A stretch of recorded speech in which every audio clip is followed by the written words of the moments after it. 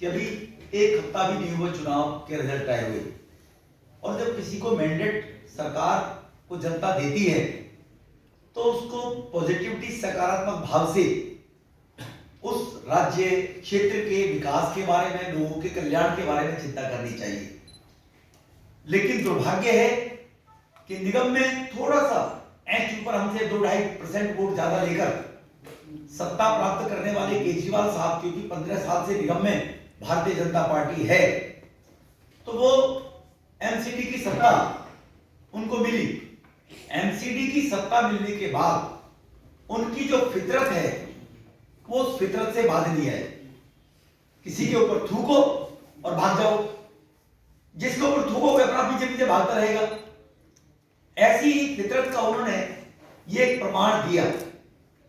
पहले उनके एक सांसद, उनकी सहयोगी मनीष सिसोदिया जी की सहयोगी, एक कार्यकर्ता जो इनकी आम आदमी पार्टी के एक्टिविस्ट है, जो शिखा गर्ग, उन्होंने हमारी पार्षद उनको टेलीफोन किया रिश्वत देने के लिए। वो कंप्लेंट हमने लॉन्च की है। उनको कहा हम आपसे मिलना चाहते हैं। उन्होंने कहा क्यों मिलना चाहते हैं, हम मिलने के बाद ही बताएंगे। और उन्होंने कहा मुझे एड्रेस दीजिए। उनको लगा नहीं नहीं, निगम पार्षद बनी है, कोई होगी अंतिम। आइए, उनके घर पहुंची, सीसीटीवी फुटेज में उनकी फोटो है, उनकी चर्चा है। उनको वो जो उनकी फितरत है जिसपे वो दुनिया को बेईमान बताते रहते हैं, उस फितरत के अनुसार ऑफर देने की कोशिश की। ये संदेश देने के लिए जनता ने दिल्ली की ने मुझे नकार दिया मेरे 8 साल के फेलियर के बाद। तो निगम तो मुझे केवल 2% वोट ज्यादा लेने के बाद बन गए, लेकिन ये संदेश कैसे दें कि दिल्ली में मेरी लोकप्रियता है। तो निगम पार्षदों की हॉर्स ट्रेडिंग करने के नाम से जो पहल उन्होंने की, वो उनके लिए ये नई बात नहीं है। मैंने जैसे कहा, उनकी फितरत है। यही काम 14 सितंबर 2022 को इन्होंने चंडीगढ़ में, जब पंजाब की सरकार बनी थी, तो पंजाब फाइनेंस मिनिस्टर हरपाल द्वारा इसी प्रकार की प्रेस कॉन्फ्रेंस की गई और 12 विधायकों को झूठे बराबर में बिठाकर और ये कहा गया हमें तोड़ने के लिए टेलीफोन किए जा रहे हैं। जिनमें से बाद में 1-2 विधायक ने कहा कि स्क्रिप्ट हमें पढ़ाई गई थी, बाद में सोशल मीडिया पे चला, आपने देखा होगा। इसी प्रकार से 24 अगस्त 2022 को इनके जो नेता हैं सांसद संजय सिंह जी, उन्होंने 3 विधायकों को बिठाया चुनाव से पहले, अपनी बराबर में बिठाया और उन विधायकों को बिठाकर ये कहा कि हमें खरीदने की कोशिश की जा रही है, ऑफर दी जा रही है। लेकिन आज तक ये नहीं बताया किसने टेलीफोन किया, किस नंबर से किया, कब किया, किसको किया। वो नकली आदमी बिठा दिए जो रफू करते इनके 3 विधायक। वो स्थिति जैसी है वो आप सबने देखी है। तो इसीलिए इनका झूठ, धोखा, फरेब, ये है केजरीवाल, इसका पर्याय है झूठ, फरेब और धोखे का केजरीवाल साहब।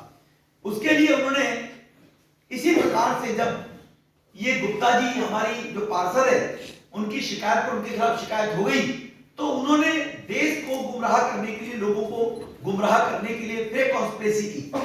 कॉन्स्पिरेसी करने के लिए संजय जी सामने आए और आने के बाद हमारे पूर्व दिल्ली के मेयर, जब यूनिफाइड एमसीडी होती थी, उसके standing committee chairman senior leader, उनका नाम लेकर उन पर आरोप लगाया कि हमारे पार्षदों को तोड़ने के लिए प्रयास किया जा रहा है। योगेंद्र जी ने कहा मैं अपना टेलीफोन भी दे सकता हूं, किससे बात हुई, कब हुई।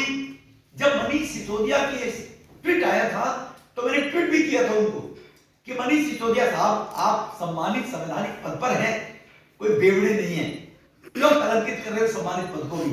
अगर तुम्हारे पार्षदों को किसी ने टेलीफोन किया, भाजपा के नेता ने, तो किस पार्षद के नंबर पे किया और किस नेता ने किया, उसको दिखाइए, लाइए दिखाइए। वो उन्होंने कोई जवाब नहीं दिया।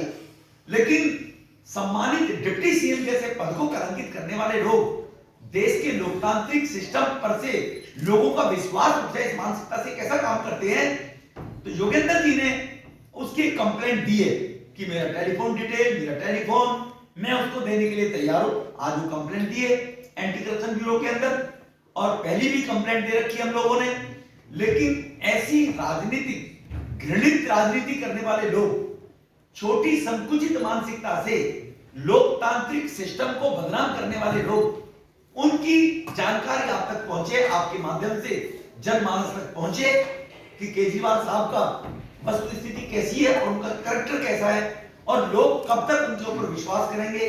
और विश्वास करने के लिए अब बार बार वो किसी के ऊपर थूक कर अगर भागते हैं तो लोकतंत्र में उसका जवाब तो लोकतांत्रिक पद्धति से देश की सम्मानित और दिल्ली की सम्मानित जनता ही दे सकती है।